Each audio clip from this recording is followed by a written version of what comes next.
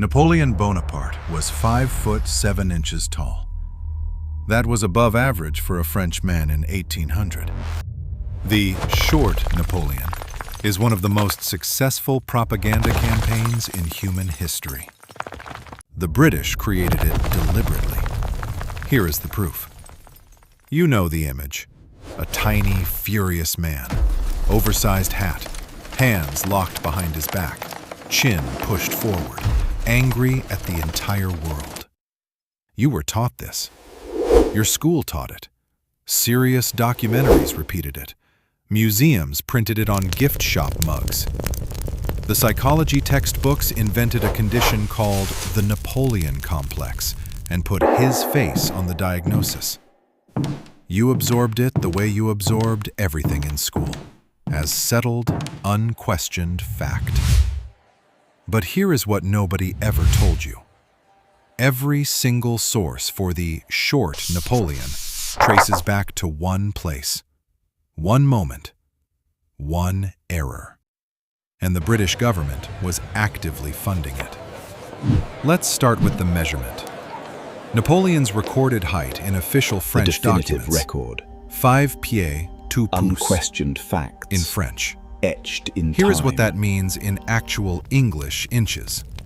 5 feet 6 inches, possibly 5 feet 7. A French pouce was not the same unit as a British inch. A French inch measured 2.71 centimeters. A British inch measured 2.54 centimeters. That gap, less than 2 millimeters per unit, compounded across 12 units into nearly 2 full inches of difference. 2 inches. 5 feet 6 That inches, is the entire possibly myth, 5 feet 7. built on a unit conversion error that the British press printed once and the rest of the world copied for 2 centuries without checking the original document. Napoleon's personal physician, Dr. Corvisart, recorded his patient's height in 1802. His notes read, 5 feet 2 inches by French measure, 5 feet 6 inches English measure. Corvisart wrote both numbers down in the same sentence. The English number was right there. The press used the French number and called it done. At death, the physician who examined Napoleon's body on St. Helena documented his height at 5 feet 6.5 inches in English measurements. That is the record. That is what was written with the body present and measured. At 5 foot 6 to 5 foot 7, Napoleon was not merely average for a Frenchman in 1800. He was above average. The records from people who met Napoleon in person are remarkably consistent. Dr. Corvisart described him as well-built, though the bust was rather long. Not small, well-built. Austrian Foreign Minister Prince Clemens von Metternich negotiated directly with Napoleon at Dresden in 1813. He sat across a table from the most powerful man in Europe, representing a nation Napoleon had already crushed twice. He had no reason to flatter him. Metternich described Napoleon as of middle height, well-proportioned, not short, well-proportioned and of middle height. Every senior French officer who served beside him confirms the same physical picture. Not a small man, but a compact, energetic, physically commanding one. And then there is the Imperial Guard. Napoleon was a man The driven by Grenadiers of the destiny, Imperial or so Guard, he believed. Napoleon's personal His elite mind worked force, faster the than anyone I finest have soldiers known. in the French army, had a minimum height requirement of 5 feet 10 inches. These were the tallest, most experienced, most decorated soldiers in Europe. Napoleon reviewed them in public. He stood among them in ceremonies across France Of and middle across the height. continent. Well He does not look proportioned. like a child standing next to giants.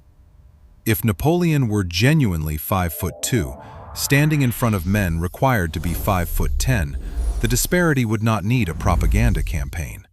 It would be visible to every citizen in Paris. It was not visible, because it was not true. Now, let's talk about James Gillray.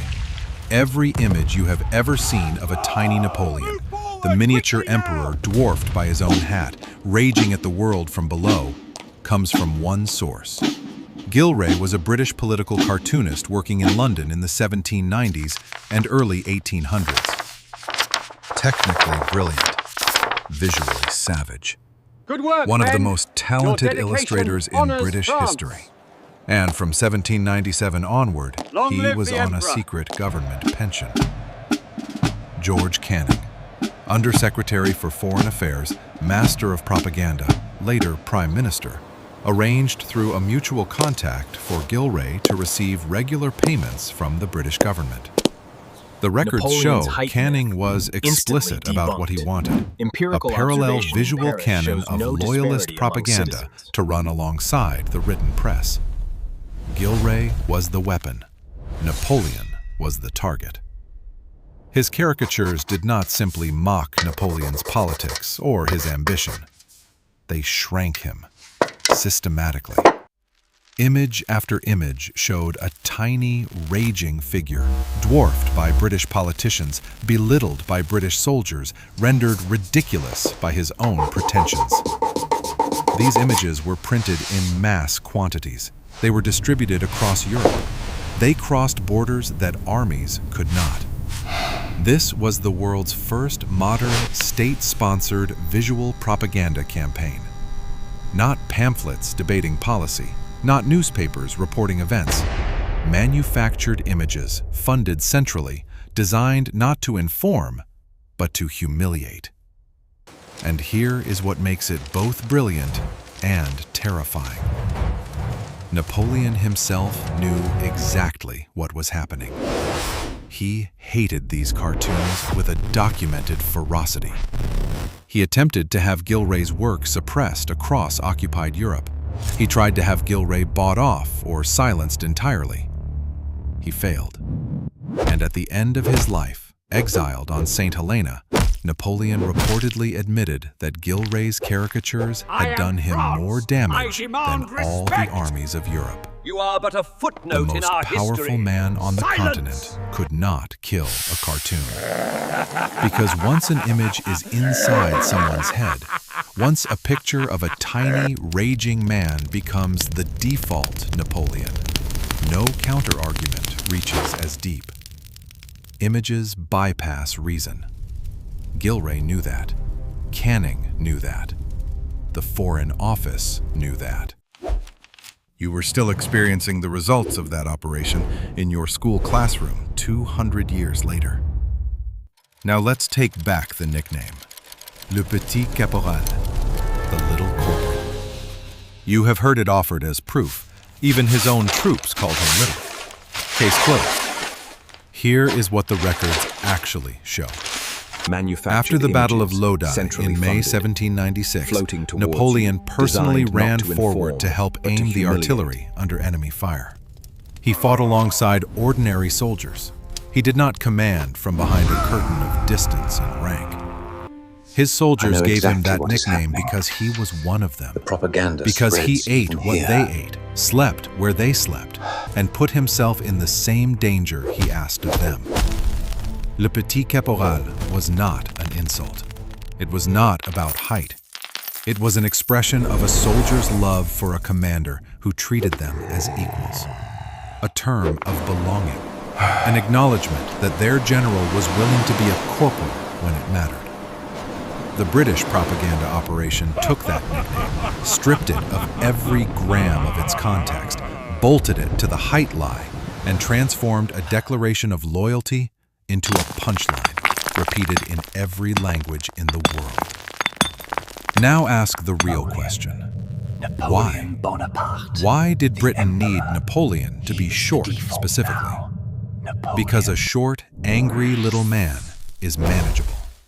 A military commander who rose from minor Corsican nobility to dominate 70% of Europe in 15 years is not. Shaped the A man who geopolitical reformed landscape the we now entire study. legal architecture of a continent, the Napoleonic Code, still the foundation of civil law in France, Belgium, Quebec, and Louisiana today, Even his own troops cannot called be him laughed at easily. little.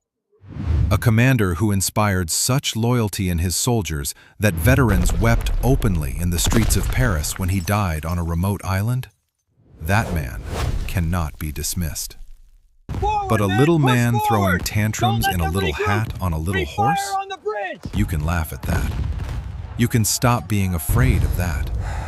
Britain needed its citizens fearless. It needed its allies skeptical. It needed all of Europe to see not a genius, but a grotesque. Sets him apart. Gillray gave them the image. The measurement error gave them the number. And 2 centuries of unchecked repetition did the rest.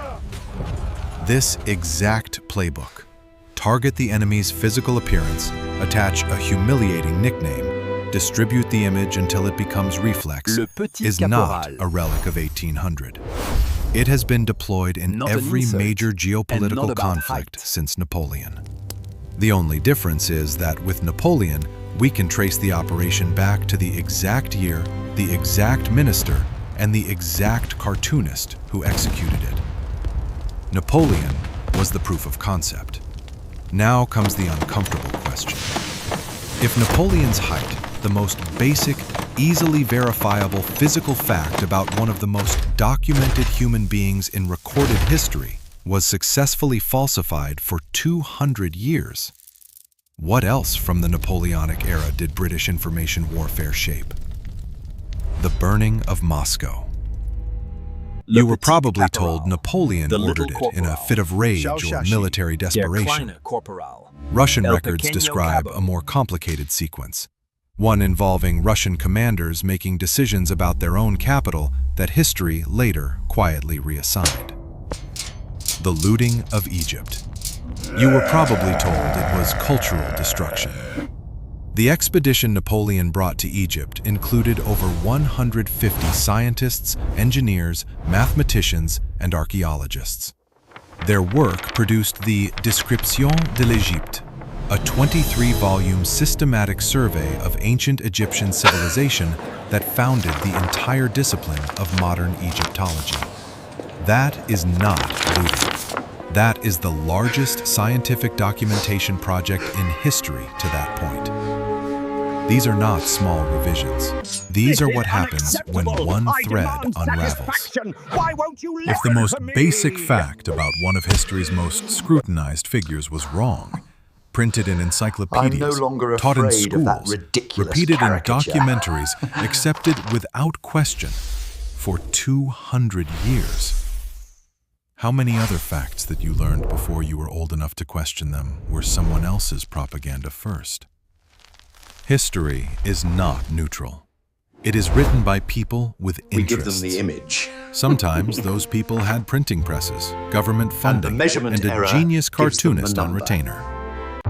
Napoleon Bonaparte was 5 foot 7 inches tall. He was not a joke. He was not a punchline. He was not small. He was the most dangerous man on Earth, and Britain knew it.